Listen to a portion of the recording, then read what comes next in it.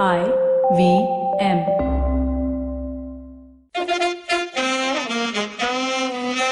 कृपया ध्यान दीजिए, the language used on the podcast may not be fit for consumption. We warn you, tread carefully. But listen yaar, don't be so conservative.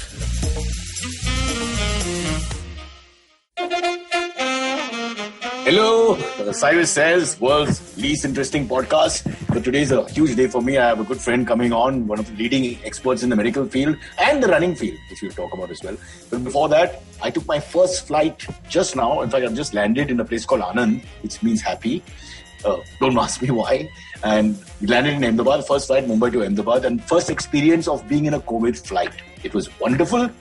They took the same time to allow me to enter the gate. That is the 23 minutes they take to look at your ticket, which I've never understood why it takes so long to read a name and a flight number, but no changes happen. The only thing is he stays behind a glass mask.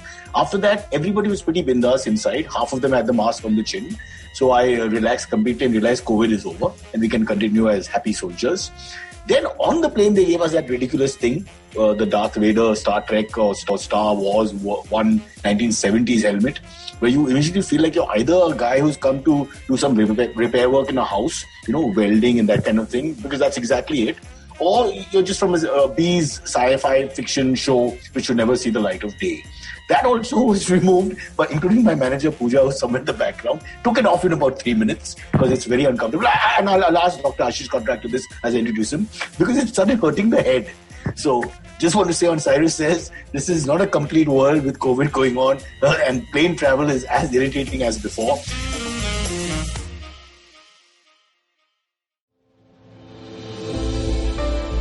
What are some of the radical changes that are now shaping our workspace? With physical distancing and heightened safety protocols being the norm, will technology finally make its large-scale entry to the workspace? Will design as we know it change for the long term? Is it possible for the Indian commercial real estate space to adopt a 360-degree approach to sustainability? Join our hosts at the Future of Space podcast by RMZ as we deliberate with industry leaders, analysts, and bright young minds on the way forward for the workspace given the new COVID normal. Tune in to the IVM Podcasts app or wherever you stream your favorite podcasts. Now let me mention and welcome Dr. Ashish Contractor. Hi and welcome to the show. Nice to see you after a few, not so long, maybe 2 months, 3 months. All good? We met 10 days ago at the Bombay Gym thing when you were running one Sunday. Oh, right. Come, that was 1 second I had to rush. I had to rush for the podcast or something like that. I was rushing out. Jacket and everything, which I was quite surprised. My God, your unbelievable memory. That was a 3-second moment. It's not Marilyn Monroe, for God's sake. Yeah, 3-second moment. Yeah, you're with your running club. Ashish, for those people who don't know, let's just quickly mention you're this dual. You're obviously a man who's achieved a lot in the medical field, and that's your main source of everything. But you're very much. But I don't think the word amateur is correct, because you guys aren't amateur. You're obsessive and crazy, but you're very much a runner, and in that sense, a sportsman. And as you age, I think you guys run more. That's my belief. You actually you hurt your bodies more and you work harder at it for some reason, which we'll come to. But can we start? What we're going to do for the next 10-15 minutes is chat about you, and then we'll call in this man called Silvery and chat about life in general. So we'll start with you. A brief introduction to the world of Dr. Ashish Contractor. How did you become this leading, what is the right word? Cardiac specialist? Yeah, actually, so my core area is preventive cardiology, sports cardiology is the sort of interest. And in my day job, I look after the entire rehab medicine and sports medicine at the Cyrus and Reliance Foundation Hospital in Bombay. That's true. That's where I saw you actually. A relative of mine wasn't doing too well, and I didn't see you there, but your hand of God came through, because the moment your name was mentioned, the water parted. I hope that's the right biblical reference. I'll have to double check. You clearly had a good flight, haven't you? Ashish, you have to understand the difference about influence in India until you actually hear or see it. And I don't mean this in a negative way at all, but the fact that your name was involved at some level, and I didn't do it deliberately. It happened because we called you, and then you obviously spoke to your people there. The next meeting there, I was like a member of the staff. Everything changed completely. I'm sorry to say whether it's good or bad thing, I don't know, but this is the way India works. I agree with you. I don't know much about it. Yeah, sorry. So before we get to the fun part, but you've written a book, right? On the heart truth, if I remember right. a play on words, Yes. which is what telling one how to balance one's life. Yeah, it's basically not. Yeah, it talks about how to prevent heart disease. It talks about if you have it, what does one do about it, and once you had it, how do you kind of get on with life and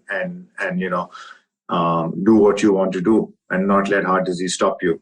All right. We had a Dr. Kapadia, actually a gynecologist on the show, young fellow, and he gave us a variety of stories on what he called the vaginal monologues. I have to tell you a lot of pressure here for you to top that. You've got heart, he's got the pelvis area, he's got the better guns available.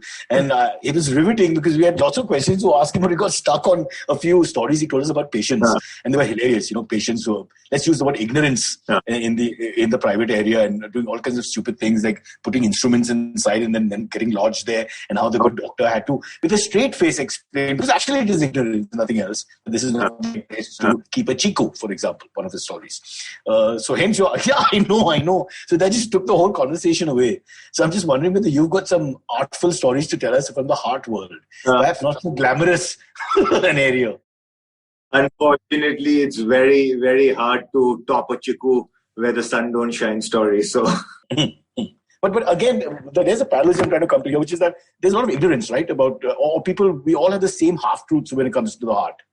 For some, yeah. So you make a good point. In terms of half truths, it is like with all the information overload that there is available today, you'd be like inundated with cholesterol and this and that, but people still, when they come in and they are, 45 years old, father had a heart attack when he was, 55, 60, the guy has chest pain while running or while, climbing up the steps, and he completely ignores it, thinking it's gas, argues with his wife, doesn't go to the hospital, and then 12 hours later lands up with a massive heart attack. So it's kind of shocking the level of, I don't know whether ignorance is right word, but denial that people have when it comes to this it cannot be me kind of syndrome. Okay, two things. One is it custom-made sort of situations where each individual is different and reacts differently to different things? Or are there some rules that we should follow? For example, as you know, I like to eat my eggs. I eat, my Uncle Pilus actually used to eat a 12-egg omelette, which was horrible, like a pizza, but now that's another generation.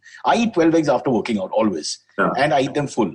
Initially, I used to eat them white, and then we do our own research, the pro science that we follow. And I get everybody passing my table either tells me, you're going to die, or wow. It's always a mixture of, wow, this is a very good thing.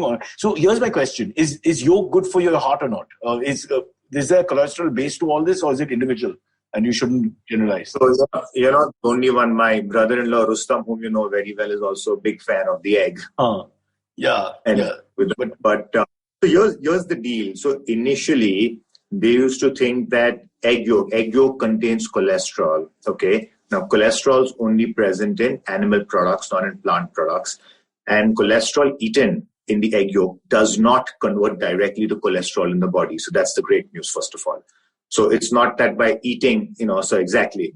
Egg yolk and shrimp or prawns, which were the huge poison food all this time, are not the poison food they've been made out to be actually. So egg contains protein and a whole bunch of stuff, right?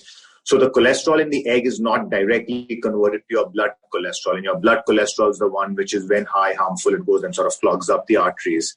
Having said that, now here comes the kicker. I'm not exactly sure. Here's your vaginal dialogues back on my face. A horrible truth. Go on, tell me. I'm not exactly sure where the 12 will, not do the trick. So here's a simple way of doing it, right? You said bro science. The best way to do it is every once in a while, check your cholesterol. If your numbers are reasonable, then heck, your body's processing it pretty fine. And, I hate to say it, you can go ahead. Okay. So that's a good answer, because basically it's half and half here again for me. Yeah. So basically the science is there saying that it's not connected, the cholesterol from the egg and the cholesterol in the body. But when you do anything in excess, you're saying you have to be a little careful and get things. Exactly. Absolutely right. Okay. A couple of more myths that we must talk about with the heart. What about oil and ghee? Because I heard that ghee is really good now. This is the new thing that everybody's telling me. Okay, and see, everything, like you correctly said, gets faddish after a while. You got people that, okay, let's go, our Indian way, and desi ghee is good. And now anyway, all of this is very in the atmosphere we live in as well. And the point is that, ghee is full of saturated fat. Okay. And that's why ghee, when you leave it at room temperature, also solidifies. Now all these years we thought that saturated fat is not that good for your heart or is not good for cholesterol.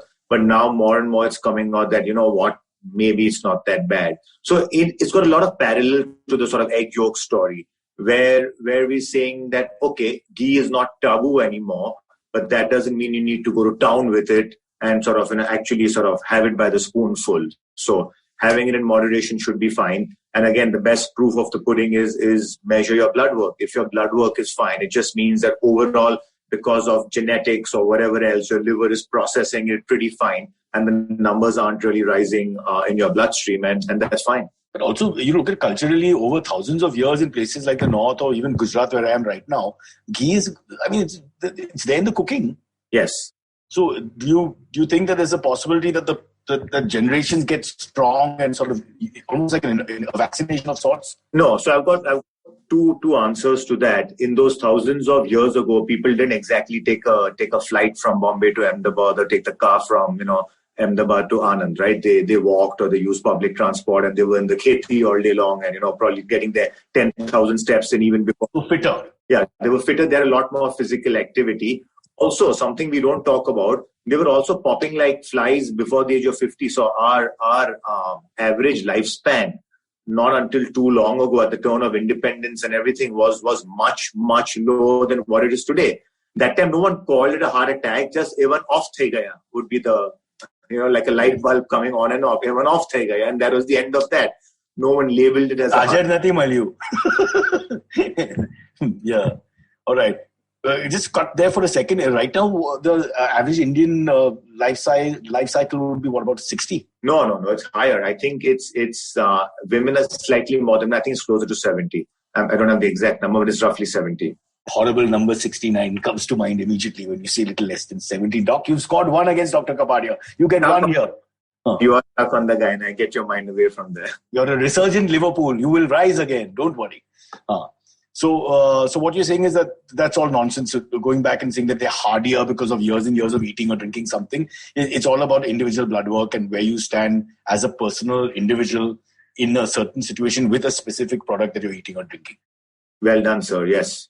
Just let's make this clear because I think I get a lot of advice from people who are non-doctors when they pass my table, for example. I'm sure everybody feels the same way. And after some time, everybody has this 20% knowledge, which is hugely dangerous. Is it not? It is. In fact, I have a joke with that. I tell my patients when they get discharged from the hospital, one big question they always have, and this is, of course, pre-COVID, is that after going home after a heart surgery, we should not have guests and nobody can come in and the patient should not talk and, they believe all of that. And I tell them guests are not a problem. The problem is that everybody, once they enter the door, they become a cardiologist or a cardiac surgeon immediately. Yeah. So just ask them to leave their advice out at the doorstep, much like in India, we leave the footwear out at the doorstep. Just leave your advice and come in and talk everything else. You made a fantastic point. I just think about it. If someone is recovering, everybody takes a shot at being a doctor. Exactly. That's absolutely right. It's like, go, have you tried this? Yeah. Do it, take it for 3 weeks and you'll be great. Yeah. Exactly. My aunt had this problem. Just do this and you'll be fine. Right? Oh, that's a beautiful thing. That's what brings cognitive functioning of the human mind that brings us all together. Idiots who think they're medical professionals. All right, listen, lots to talk about, not that much time. Let's move to part 2. I want to quickly ask about COVID. Okay. I know we've discussed this on another forum before. How do other diseases and all, what happens to the rest of the illnesses while we focus on COVID? It's not like they go away, right? All the heart ailments and problems that say you're dealing with. Yeah. So actually it's quite interesting. In the first few months, what happened is a lot less people actually came in for emergency. Now, again, there were 2 types. Maybe because people were just taking a lot more care, there was less need. But again, people were scared to come in. So there were a lot of people who came into the hospital too late. And that was one of the bad sort of side effects of it. But in terms of a lot of the diseases we suffer from in India, the infectious diseases, gastrointestinal disease, malaria, all of that. So BMC just a couple of weeks or 3-4 weeks ago in the newspaper, there was an article of how a lot of the infectious diseases that fallen, rapidly because we all learned to wash our hands, which we never did quite as sort of vigorously or seriously as we did in the last sort of. I never did. I didn't even wash after urinating. I felt it was a waste of time, to be honest, Dr. Ashish Contractor. I didn't see the correlation, honestly. Unless the penis was dirty, which it probably wasn't. Why? Especially when we were young and, you know what I'm saying. But sorry, let's get back to you. Okay, so remind me not to high five you the next time we meet, but or shake hands solemnly. Okay. Yeah. No, so the point is that I think it was a mixed bag because a lot of the infectious diseases did fall. But I'll tell you something very interesting we saw, and it's not interesting actually, it's quite sad. So like I told you, in my department, we look after rehab of sort of all the systems, and in the neurological side, we had a large number of people who during these 9 months, they actually died. Now, yes, the thing is that most of them are suffering from illnesses which are chronic. But the point is that the amount which actually died was disproportionate to what we would see in an ordinary year. Now, I don't necessarily have an answer to that. Was it because that they were seeking less medical care? Was it that they needed medical care and they didn't come when they should? And I also think loneliness and just being completely cognitively deprived, as you sort of put it earlier, has affected people in very negative ways. I mean, I don't necessarily have a study to throw at you to prove that, but just seeing people. I mean, you see people around you and they've just slowed down, especially the ones whose families have, for right or wrong reason, just not let them out of the house for all these months. Yeah, so what you're saying is, which I, the bro science expert, have been saying from the beginning, is that people's minds being affected, depression, especially those we know who live alone, elders, as you speak of, who are locked up in a room and are mollycoddled and suffocated to a point where they lose their bearings. Yes. All this actually goes against us in the long run if you've got something already up. Absolutely. I think there was nothing wrong in going down in your building compound or the terrace and going out and walking. So I think that these people who've literally been locked up, I think the downsides of being locked up are far. I had an interesting story. So I've got this patient and they live really far away in the northern suburbs. And his mother is about 70 years old, has been a dear patient for a very long time. And I encouraged him to get her in because she used to really miss coming to the hospital. And he said, no, family members are saying no. But then one day he told me something. He said, you know what, doc, I'd rather take my chance with COVID and have my mother die of COVID if that has to happen versus sort of, the way she's going downhill currently. So, obviously the choice shouldn't be death on either side. It sounds almost vulgar, but I totally get it. I support this guy because what's the point of having a life which has no life? Yeah. On the other side of it. Yeah. But then again, okay, let's not say this or that because then someone will hold us to it. But just finishing on this final point on this whole COVID mess that we've had for the last 12 months. So do you think we'll become a stronger world for it coming out of COVID? Or are we going to completely panic now and say there are millions of viruses we haven't discovered which are still to come and this is the tip of the iceberg? Because both these thoughts have been just looking at it from perspective. It's a brilliant question. And I think human beings at the end of the day are resilient. And I think we will come out stronger. We will change the way we live slightly, not dramatically, like this conversation we're having. I mean, we could have had this pre-COVID as well, but now it's just so much more an accepted way of life. So I think to some extent, things like work, travel and all that will slow down. And I think people will be just more conscious and conscientious, but I think we'll go back to our old ways at the end of a few years. Once an alcoholic, always an alcoholic. Never forget that. And I'm in Anand. By the way, I have to find out I'm in Madhuban, lovely place. It says it has a wine shop. Pooja, who's in the background, please investigate. Really? What are we doing with a wine shop in the middle of the heart of Gujarat? So this is live. Any authority listening to this, please understand we are just telling you what we saw. This is not a complaint. We're not for or against. Quickly, before we get in, Silvery, I want to talk about the running side of you as well. Obviously, you've got and in fact, it's amazing that you do because considering that you've got this high position, a lot of responsibilities, you're an out-of-the-box sort of doctor as well, always thinking of different things. How do you balance the day? Because that'll be a good example for people who say, I got no time to work out, I got no time to run. But you guys do, 3 or 4 huge runs every week? Yeah, I think it's honestly a matter of priority. I really think that this excuse of not having time for anybody, it's not just whether it's a doctor or whether it's, whoever it is. I think it's a matter of priority. There's always time for doing something you frankly want to do. And I ironically hate waking up very early in the morning, but, the long runs and the long bike rides can happen only early in the morning. I prefer running in the evening, but when we need to run more than 10, 12K mornings, the only time. So I think it's a matter of priority and it's not a matter of time. Time's always there. There's no question.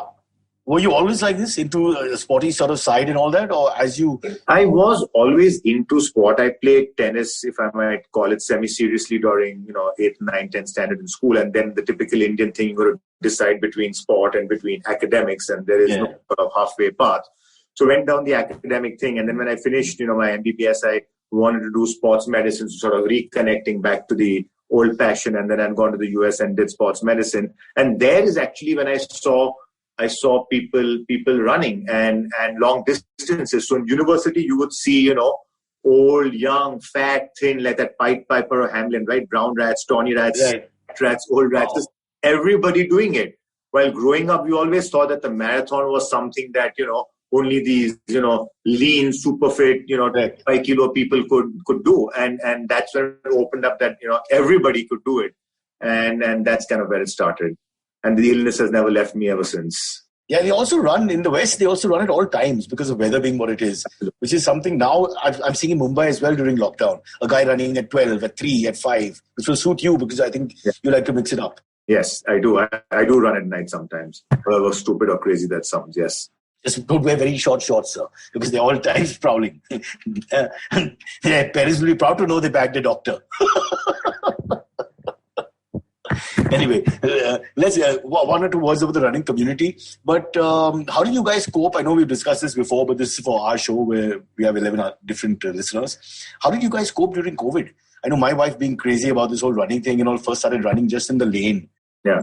I think there was the inspiration of the Chinese gentleman, if I remember correctly, who ran on the spot like a nutcase for 4-5 hours. I think that also begs the question is, what do you do? Necessity being the mother of invention. What did you do? I was lucky enough that I live in good old Kushrubagh. Kushrubagh. So sort of within my own complex, you can... So nobody stopped you in Kushrubagh running? I'm talking like terrible March, April, because there were even... No, but I used to start at 5:30 in the morning. So if somebody had to stop, they were asleep probably before they stopped. But have you not heard of Parsi dairy? There'll be some Parsi Dudwala. What do you say? The Dudwalas were stopped, boss. The Dudwalas... that's right. Leave their stuff at the entrance. So, Kushrubagh actually was walking right through the lockdown. They had their mask on and they were well behaved and everything, but sort of very early in the morning. I know my runners friends, I won't name names in case the BMC is still looking for them, would play sort of chore police literally with the cops in and around the sort of Gateway of India area. The cops would stop them and then they would quickly run the other side and then go around Mantralaya and Gateway of India and do like 3-4 loops. But for the first couple of months, I was pretty much stuck to Kushrubagh. So after that, things opened up a little bit. No, but still, so Kushrubagh is a decent sized place. For those who don't know, Kushrubagh is decent size. Yes, so you could manage your run. You could manage in terms of... I can get an 800-meter loop in, which is, So that's good enough under stress. So you actually didn't miss anything in terms of... maybe the quality of your running was a little different, but...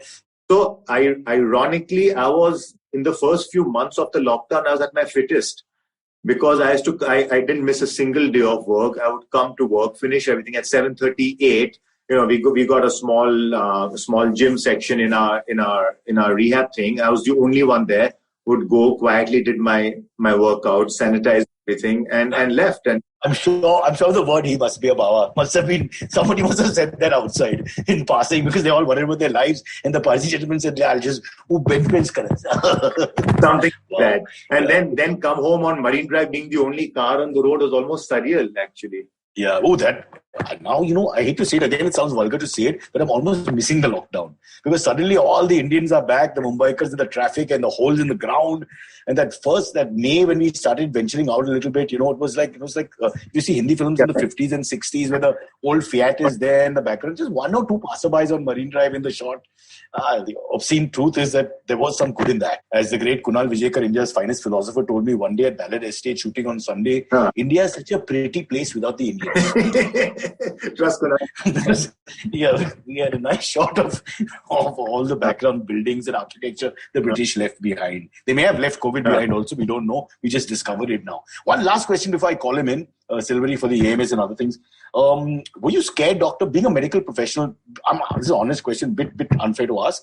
But that first March, April period where there's certain fear was taking over. I think people decided whether they were going to get over the anxiety or not very well right then. So how about a doctor? How did you personally deal with that? Were you scared yourself? At the risk of sort of false bravado, the honest truth was I wasn't scared, because when you just go into doing stuff, you once you're going into doing something, you don't sit at home all day. Like I said, I was at work every single day, so there wasn't that time to. The only thing I was scared about, again, to be honest, are my parents, because they're both over 75. So when I used to go the first couple of months, they live in Karigar Colony, which, as you know, is pretty close by. So I used to go, and they used to be on the first floor, and I was in my car. I used to get out of my car, wave, speak a few sentences, and just sort of go off. So I didn't physically meet them, I think, for April, May. But not personally scared, because right from the beginning, I had this sort of theory, and I think it's kind of proven right, that Indians were somehow much more resilient. So our death rates, and we can still see that, is far lower than the West.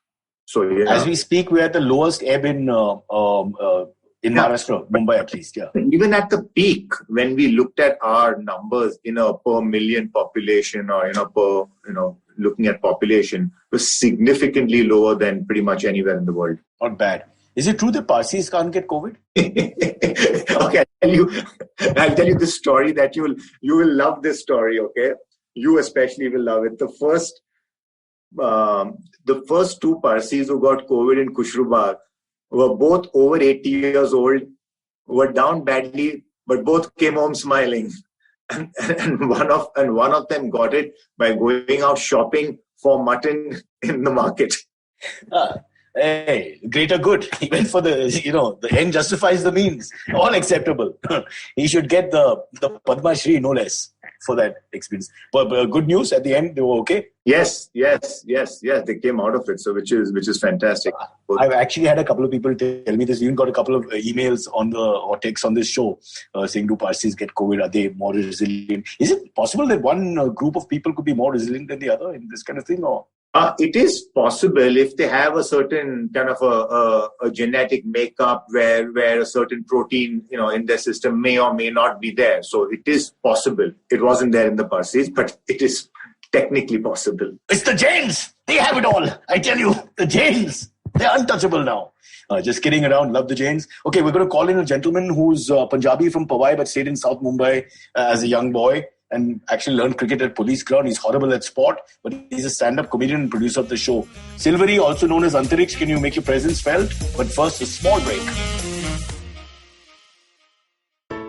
Hello, everybody. Welcome to another great week on the IVM Podcast Network. If you are not following us on social media, please do. We're IVM Podcast on Twitter, Facebook, and Instagram. I'd like to thank our sponsors this week, Storytel and TheWholeTruthFoods.com. So, great week on the network. Number of really, really interesting shows for you guys to check out. Here are a couple of the ones that I would like to highlight for you. Check out This Round Is On Me. Gauri Devi Dayal talks to her husband Jay Yusuf about mixing business and pleasure. They're the husband and wife business partners at Food Matters Company. Give it a shot. Really fun show.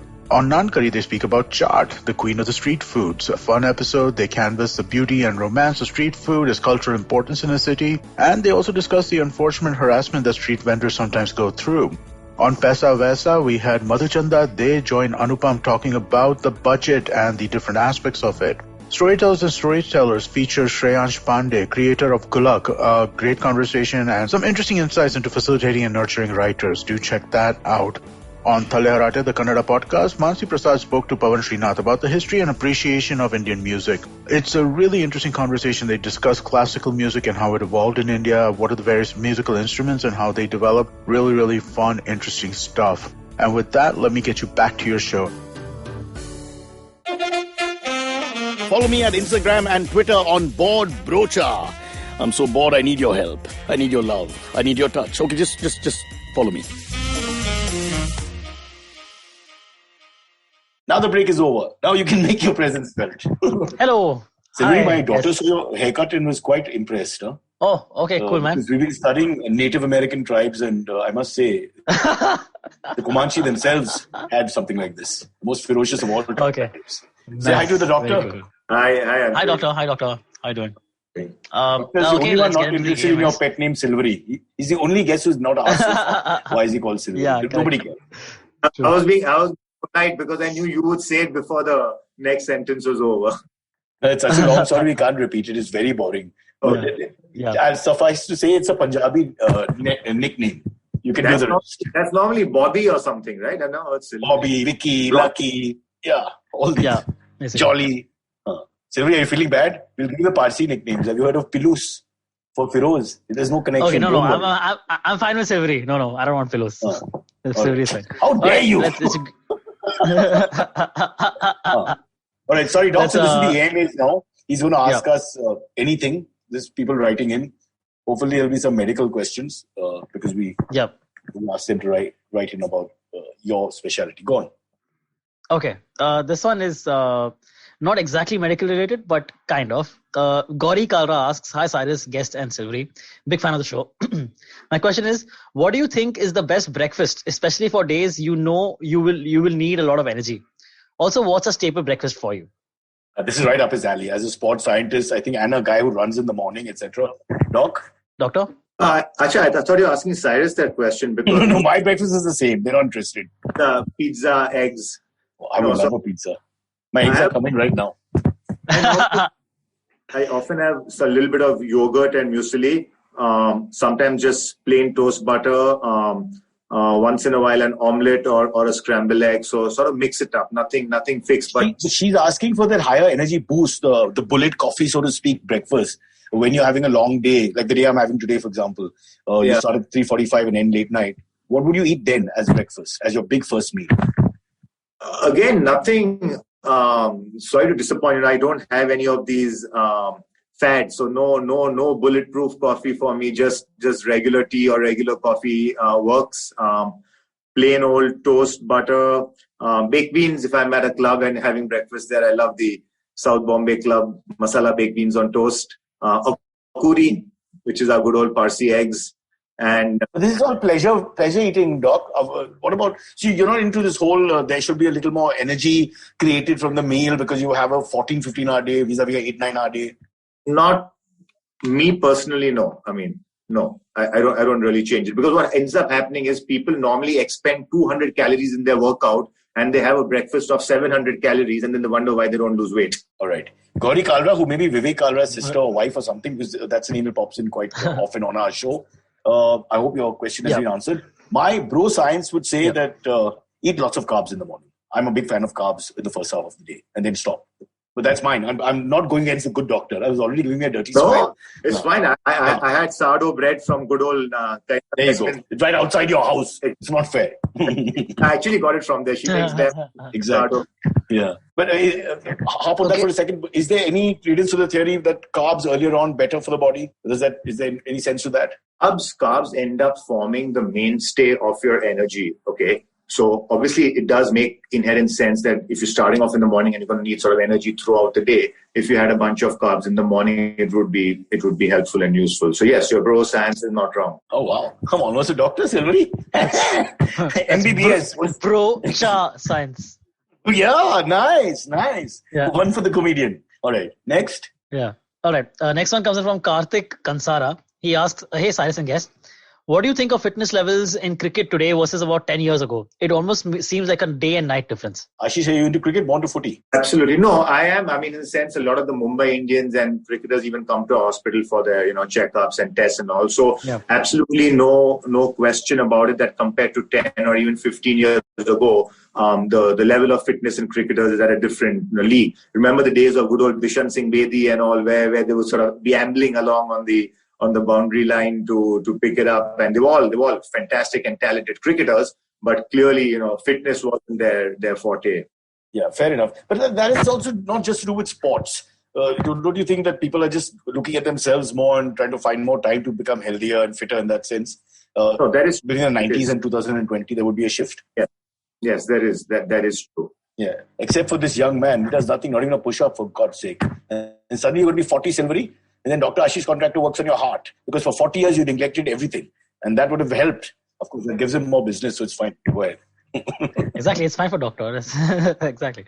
All right. Next one comes in from Harvesh Kasar. He asks, "Hey Cyrus, sports science has reached next level. Do you think sports medicine is equally important in a non-physical sport vis-a-vis like esports or something?" Sorry, that just sounded funny. It sounded funny, yeah. Not like esports. I'm old-fashioned. I'm an 80s, 90s generation guy. So I can't understand how esports is sports. I know a lot of people from your generation and the next are going to argue this point and fight for. Yeah, Rob, please.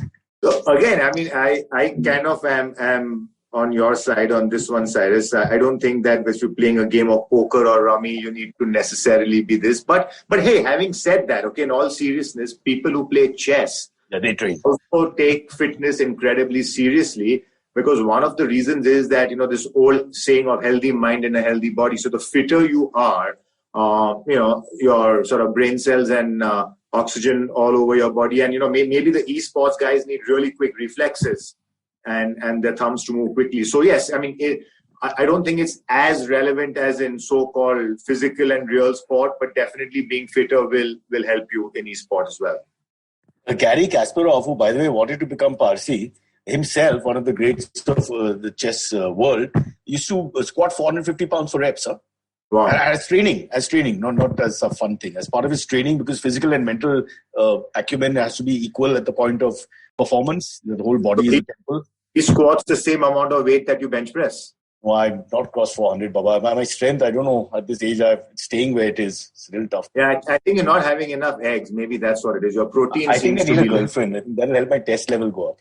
If you know anyone in Kushrubad that, some elderly 70 plus going for a walk who doesn't wear a mask, We'll put the word out. There are lots of young, innocent 70-year-olds in the community. They all have class, boss. They all have class. Not going to do that. Yeah. But so the answer to that question is 50-50. Maybe. We're not 100% sure. Esports may need some physical contribution as well. Go on. All right. Gautam Pai asks, for a runner, what is a good shin conditioning exercise? Also, jumping/high knees gives me back pain the next day. Is there an alternative to that? What is the first part? Shin? Shin conditioning exercise. That's a runner's thing, I think.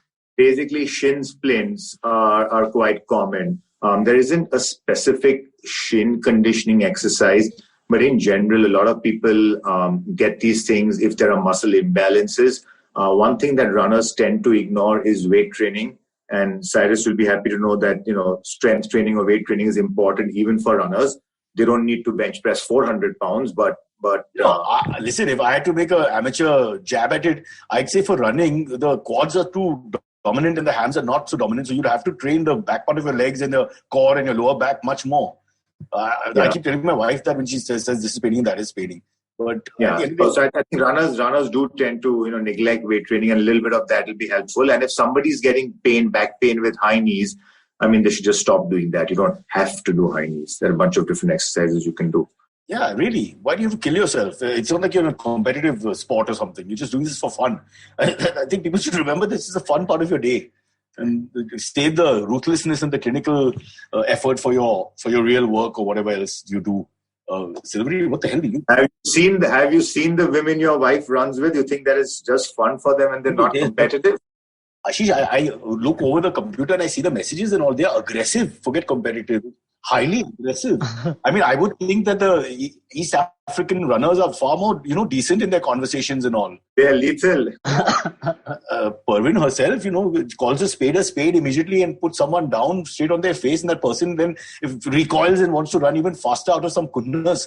Listen, there's a politics that goes on in your little circle of runners which is vicious. And I think as bad as our politicians at the center or the state government level or whatever.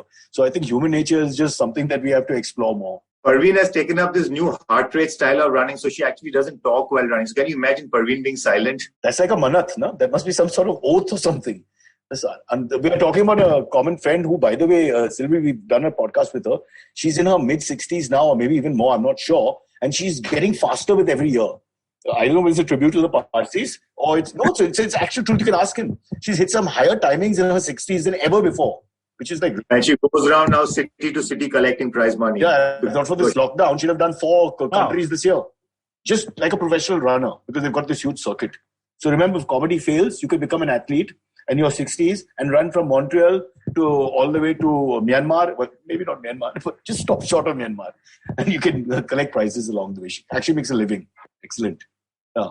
I just remembered something talking about marathons. That doctor, I read that you have done a marathon from Mumbai to Pune all the way. Is that right?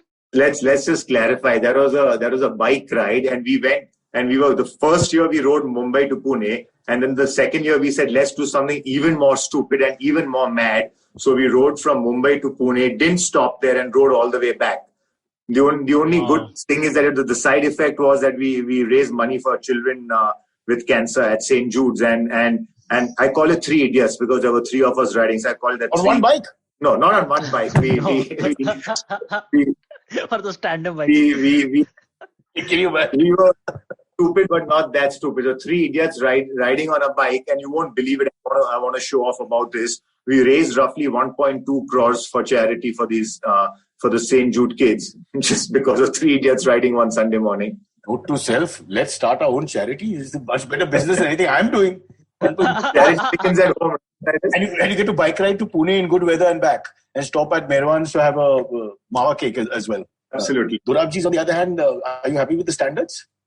They're happy, but if I had to go to Pune, I'd probably pick up the Mazur and chicken sandwich and head back. Fair enough. Silveri, do you know your Pune at all? Almost not at all, no.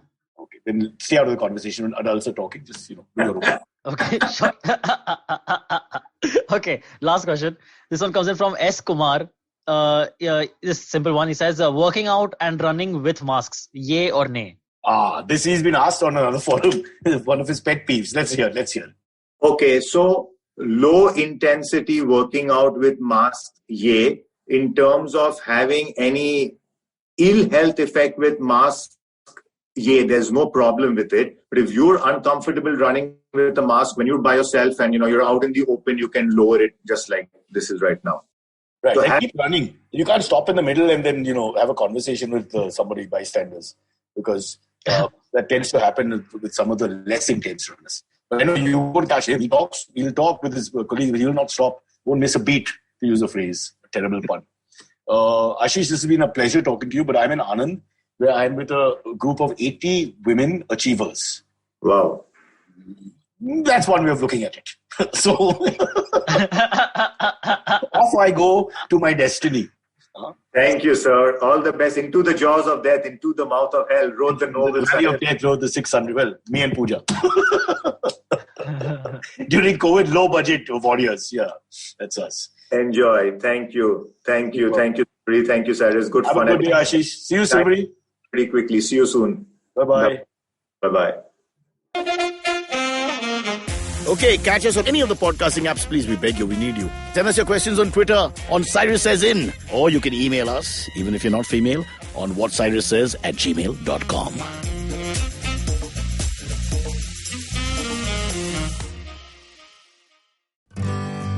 Working Monday to Friday glued to your chair making you feel dull?